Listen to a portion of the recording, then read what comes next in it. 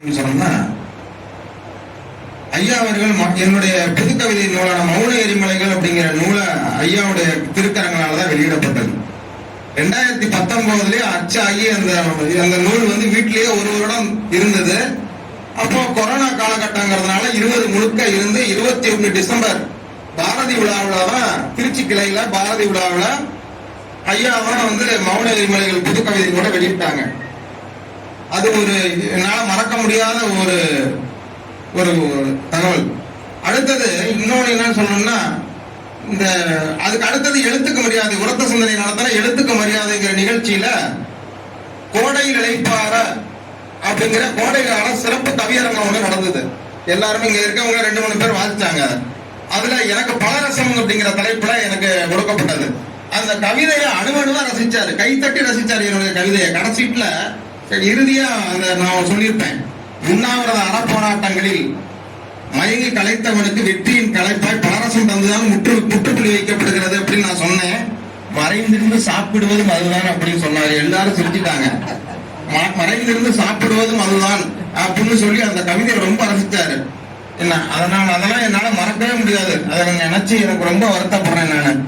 அதே மாதிரி அவருக்கு இணையான நடிகர்கள் யாருமே குணச்சித்திரத்துல இருக்க முடியாது. வெந்நீர் அடைமூர்த்தி, மேஜர் சுந்தரராஜன், வெணு சக்கரவர்த்தி, எவ்வளவு பேர் இருந்தாலும் எந்த வேலை கொடுத்தாலும் அவர் மிக அருமையா நடிப்பாரு. எனக்கு தெரிஞ்சு அதிகமா நடிச்சவர் பெண்கள்ல ஆட்சி மனோரமா, ஆண்கள்ல டெல்லி கணேஷ் ஐயா தான் அதிகமா படங்கள் நடித்தவர். அது மாதிரி நான் விடுமுறை காலங்கள்ல ஒவ்வொரு எப்படியாவது ஒரு 4 திரைப்படங்கள் பார்த்துருவோம். எப்படியாவது ஏதாவது ஒரு வேளத்துல டெல்லி கணேஷ் ஐயா வந்துடுவாரு. அவரு யாரு கூட சேர்ந்து நடிக்கலன்னு நீங்க சொல்றீங்க? ரஜினி, கமல், கார்த்திக், விஜய், இன்னைக்கு இருக்கக்கூடிய விஜய் வரைக்கும், விஜயகாந்த், எல்லா நடிகர்களும் முன்னணி நடிகர்கள் கூட நடிச்சிருக்காரு. முக்கியமான இடங்கள்ல எல்லாம் நடிச்சிருக்காரு. அதே மாதிரி காவல்துறை உயர் அதிகாரியும் நடிச்சிருக்காரு. அதுதான் எனக்கு ரொம்ப இதா இருக்கும். அதே மாதிரி தத்துவரூபமா இருக்கும். காவல்துறை உயர் அதிகாரியா நடிச்சிருப்பாரு சில திரைப்படங்கள்ல. நானா பண்ணுவேன், பார்ப்பேன். நிறைய பேர் நடிச்சிருந்தாலும் கூட ஐயாவுடைய நடிப்பு கிடையாது. அதே மாதிரி வழக்கறிஞரா நிறைய படத்துல வழக்கறிஞரா நடிச்சிருக்காரு. எல்லாம் எவ்வளவுதான் இருந்தாலும் இந்த நவகிரக நாயகி அப்படிங்கிற ஒரு திரைப்படத்தை பட்டாளா நடிச்சிருப்பாரு. இன்னமும் அந்த காட்சிகள்லாம் இன்னும் கண்ணை விட்டு நீங்கள. அதே மாதிரி சிந்து பைரவி படத்துல நடிகர் சிவகுமார் ஐயா சொல்லுவாரு, ஏன்னா சிந்து பைரவியில டெல்லி கணேசோடைய அர்ப்பணிப்பு என் கூட நடிச்சது என்னால மறக்க முடியாதுன்னு சிவகுமார் ஐயாவை கண்ணீர் சிந்த வைத்த படம் அந்த படம். இது மாதிரி ஐயாவுடைய புகழை சொல்லிக்கிட்டே போனோம். அந்த அளவுக்கு ஒரு மிகச்சிறந்த மனிதர். அதாவது எல்லாரோடையும் எளிமையா பழகக்கூடியவர். சில 1-2 திரைப்படங்கள் நடிச்சவங்களே எவ்வளவு தலைகணமா இருக்காங்க. அவருக்கு இருக்கக்கூடிய புகழுக்கும் அவருக்கு இருக்கக்கூடிய அந்தஸ்துக்கும் எல்லா அளவும் தலைகணம் இல்லாத ஒரு மிகச்சிறந்த மனிதர்னு சொன்னோம்னா அது டெல்லி கணேஷ் ஐயா தான். அவர்களுடைய மறைவு என்னால இன்னமும் நம்ப முடியல. நானே கூட உதயமராம் ஐயா கூட பேசும்பொழுது தொலைபேசியில சொன்னேன், எப்படி ஐயாவை விட்டுட்டீங்களேங்க அப்படின்னு சொன்னேன். அவருக்கு குரலே கம்மிருச்சு, அழுதுட்டாரு, தொலைபேசியிலே அழுதுட்டாரு. என்ன எல்லா இடத்துக்கும் போகும்போது என்கிட்ட எல்லா இடத்துலயும் போகும்போது சொல்லிட்டு போவீங்க, இங்க மட்டும் சொல்லாம போயிட்டீங்களே அப்படின்னு உதயமராம் ஐயா சொல்லும்போது எனக்கே கண்ணீர் பெருகிடுச்சு.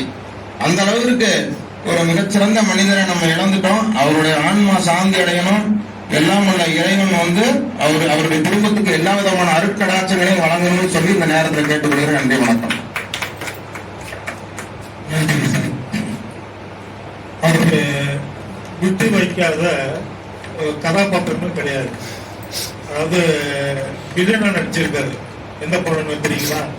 அபூர்வ சிவபெருமான் அந்த வில்லனா வருவார். அதனால எந்த சிதம்பர ரகசியம் கரெக்டா நான் அது நல்லா ஞாபகம் வச்சிருக்கேன். 4 பேர் வில்லனுங்க. ஜெய்சங்கர், இவரு அவ்வளவு பிரமாதமா இருக்கும். அதாவது பாத்திரத்துல ஒன்றி போறது அப்படின்னா அவரை அடிச்சுக்க முடியாது. நானே சொல்றேன், கண்டிப்பா நம்ம பார்த்தோம் சொல்றோம். அதே மாதிரி கமலோட காம்பினேஷன் அவரை எங்கேயோ கொண்டு போயிடுச்சு. நம்மளோட அவ்வளவு படங்களும், குறிப்பா இந்த அவை சண்முக பாத்தீங்கன்னா இன்னைக்கு பார்த்தா கூட லைவா அவர் ஐயா அவர்கள் சொன்ன மாதிரி அவர் இருக்காரு, போயிடல, எங்கேயும் போயிடல, நம்மளதான் இருக்காரு, வாழ்ந்துட்டு இருக்காரு. அவ்வளவு பிரமாதமா சின்ன பிள்ளைங்க இருந்து பெரியவங்க வரைக்கும் கடைசி வரைக்கும் ரசிச்சு பார்த்த படம்னா அதுதான் அவை சண்முகி தான். அந்த வேகத்துக்கு யாரு கொடுத்தாலும் அதை செய்ய முடியாது. அந்த அளவுக்கு ஒன்றி அந்த பாத்திரமா ஒன்றிடுவார். அந்த அளவுக்கு திறமை வாய்ந்தவர். அடுத்து புதியவர் வாங்க, ஆசிரி புனிதா செல்வராஜன் அவர்களை ஒரு சில வார்த்தைகள். வணக்கம் சார். நான் ஒரு 4 இன்சிடென்ட் அவரோட என்னுடைய அனுபவத்தை கட்டாயமா சொல்லணும். மண்ணச்சநல்லூர்ல ஒரு பட்டிமன்றம் நடந்துச்சு. வருஷத்தை மறந்துட்டேன். அந்த பட்டிமன்றத்துல ரொம்ப ஆக்டிவா இருக்கிறது யாரு அப்படின்னு பார்த்தா வேலைக்கு செல்ற பெண்கள் அல்லது இல்லத்தரசிகள் அப்படின்னு வருது. நான் வந்து வேலைக்கு போற பெண்களோட அணியில இருந்தேன். ஆக்சுவலா நான் என்சிசில இருந்தனால அன்னைக்கு காலையில ஒரு மீட்டிங், இந்த மீட்டிங் வந்து மார்னிங்ல வச்சுட்டாங்க மண்ணச்சநல்லூர்ல. நான் அப்படியே அவசர அவசரமா ஓடி போயிட்டு என்னுடைய இடம் அங்க காலையில இருக்கு, எல்லாரும் செட்டில் ஆயிட்டாங்க. ஐயா தான் வந்து நடுவர். காரணமே அப்படின்னா அண்ணன் கரெக்டா போயிட்டேன். அப்பா அவங்க அப்படியே சத்தமா சிரிச்சாரு. நான் சொன்னேன், சார் என்னோட வேலை அப்படியே நான் அதை போயிட்டு அந்த அப்படின்னு. அப்ப உண்மையிலேயே அப்ப நான் போயிருந்தேன் என்னன்னா என்னோட யூனிஃபார்ம்லாம் மாத்திட்டு ரொம்ப சிம்பிளா போயிருந்தேன். அப்ப அவங்க வந்ததுல இருந்தே தெரியுது அவங்க எவ்வளவு சுறுசுறுப்புனாரு. இது எனக்கு அப்படியே ஒரு சந்தோஷமான விஷயம். ரெண்டாவது, ஐயா சொன்ன மாதிரி இந்த கோடையில் இலைப்பாறை, அதுல எனக்கு கொடுத்தது தண்ணி, பானை தண்ணி. அந்த பானை தண்ணிய பத்தி நான் பேசினேன். அவருக்கு ரொம்ப பிடிச்சது. கரெக்ட். ஏன்னா அப்பெல்லாம் நாங்களும் சின்ன பிள்ளைங்களா வந்து ஃப்ரிட்ஜ் எல்லாம் கிடையாது, பானை தண்ணி தான்.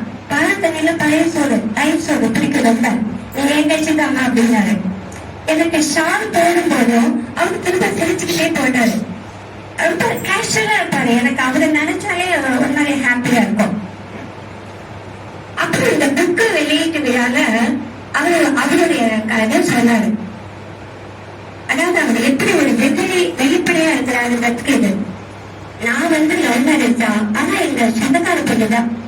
நான் டெல்லியில இருந்து அந்த பொண்ணை வந்து மேரேஜ் பண்ணணும்னு ஆசை. சொந்த அப்பா அம்மாட்டாலும் சொல்லலாம் எதுல ஒரு இன்லைன் லெட்டர்ல தான் எழுதுறேன். நான் அவங்க பார்க்க வரேன் அப்படின்னு சொல்லிட்டு அவங்க ட்ரிவேண்ட்ரம் நினைக்கிறேன். அவங்கள பாக்கிறதுக்கு இந்த டெல்லியில இருந்து போயிருக்கிறாரு. அந்த பிளைட்ல போகும் போதெல்லாம் இவர் அப்படியே நிறைய கற்பனை, இப்படி பேசணும் அப்படி பேசணும் எல்லாம் நல்ல பிளான் எல்லாம் பண்ணிட்டு போயிருக்கிறாரு. ஆனா அங்க போய் ஆபீஸ்ல போனோடனே அவங்கள பார்த்தாலே எல்லாமே ஆஃப் ஆயிடுச்சான். அவங்களுக்கும் ஒண்ணும் புரியலையா. பார்த்தோன்னே சொல்லிட்டாரு, நான் உன்னை கைவிட மாட்டேன். அது மட்டும்தான் ஒரே வார்த்தை தான் சொன்னாராம். அடுத்த 5 நிமிஷம் ரிட்டர்ன் டு டெல்லி. அதான் அவரு சொன்னாரு, ரொம்ப நாள் கழிச்சு நான் அங்கதான் மேரேஜ் பண்ணிட்டோன்னு. அப்ப நான் சொன்னேன், எனக்கு பேச சான்ஸ் இருந்தப்ப ஆளை பார்த்தா அப்படி தெரியல சார், நல்லா குசிந்து நல்ல வேலையெல்லாம் பண்ணிருக்கீங்க அப்படின்னு ரொம்ப ஜாலியா சிரிச்சாரு. அப்புறம் இன்னொரு விஷயம், அவங்களுடைய வெட்டிங் அனிவர்சரி வந்து ஜூன் 4th. கரெக்டா சார்? June 4th. நான் வந்து பெரும்பாலும் எனக்கு தெரிஞ்சவங்களுக்கு வெட்டிங் அனிவர்சரி சொல்லுவேன். போன வருஷம் ஜூன் 4th காலையில 7 மணிக்கு அவருக்கு போன் பண்றேன். யாருமா திருச்சியில இருந்து பேசுறேன் சார், எடுத்து சொல்லுவேன். யாரு அப்படின்னாரு, புரியுதா செல்வராது. ஞாபகம் வர மாட்டேங்குது சார், பானத்தண்ணி அப்படின்னு. நான் பானத்தண்ணின்னு சொன்னோன்னே அவருக்கு ரொம்ப சிரிப்பு வந்துச்சு. அம்மா பானத்தண்ணி நல்லா இருக்காமானே அப்படின்னாரு. சார் நான் கரெக்டா நான் அன்னைக்கு July 4th June 4th doubt இருந்துச்சு. ஜூன் 4th தான் ஞாபகம் கரெக்டா இல்ல, கரெக்டா சொன்னமான்னாரு. சோ அவருடைய விஷயங்கள்ல அவரு எல்லாமே கேஷுவலா எடுத்துட்டாரு. ரொம்ப ஜாலியானவரு. அவரு இழந்தது நமக்கு ரொம்ப கஷ்டம்தான். ஆனா சமீபத்துல இந்த மாரின்னு ஜீத்தமையில ஒரு டிவியில வந்தாரு. மாரிக்கு அப்பாவா வருவாரு. அந்த கேரக்டர் கொஞ்சம் பார்த்தா அப்புறம் விட்டு வந்தாரு. எனவே அவர் இல்லாதது நமக்கு ரொம்ப கஷ்டம். அவருடைய நினைப்பு எனக்கு ரொம்ப சந்தோஷமா இருக்கு. இதே காலில் அந்த பெரிய காலில் அவரு கையால எஸ்பிஎம் சாரும் அவரு வந்து எனக்கு வந்து ஷால் போட்டுறது போட்டோ வச்சிருக்கேன், நான் கொண்டு வரல. ரொம்ப சந்தோஷமா இருக்கு. அவருக்காக நம்ம எல்லாருமே பிரார்த்தனை பண்ணிக்கலாம். வாய்ப்புக்கு நன்றி. தேங்க்யூ. நிலவேந்த நிகழ்ச்சிக்கு ஐயா அவர்கள் அழைத்தார்கள். நேரில் சென்று அம்மாள் முடியவில்லை. இருந்தாலும் அந்த வாய்ப்பை கொடுத்த இறப்ப சிந்தனை அனைத்து பெரியவர்களுக்கும் நன்றியை தெரிவித்துக் கொள்கிறேன். நான் மழை பெய்து கொண்டிருந்தது, வீட்டில் எங்கெங்க மழை பெய்து பாருங்க சொன்னேன். ஆனா அவருடைய நினைவு என்னை வாட்டிக் கொண்டிருந்தது. எப்படி ஒரு நினைவு மறக்க முடியாது, மறக்க முடியாத நினைவுகள். அந்த நினைவுக்கு கண்டிப்பாக நாம் போய் ஒரு அஞ்சலி செலுத்த வேண்டும் என்ற நோக்கில் இந்த நிகழ்ச்சியில் பங்கேற்று வாழ்ந்தவர்களோடு நடந்திருந்தது மக்களின் மனதில் என்ற யார் என்ற அந்த பார்த்த பாடல் வரிகள் தலைவர்களுக்கெல்லாம் மட்டும் பொருந்தும். அப்படி நம் புரட்சி தலைவருடைய ஜெயகணேஷ் ஐயா அவர்களுக்கும் இந்த பாடல் வரிகள் பொருந்தும் என்று அவையோட அனைவரும் சார்பாக தெரிவித்துக் கொண்டு அவருடைய ஆன்மம் சார்ந்தவர்களுக்கும் அவருடைய எண்ணங்கள் அவருடைய மகனுடைய கனவு நிறைவேறும் என்று பிரார்த்திக்கிறேன்.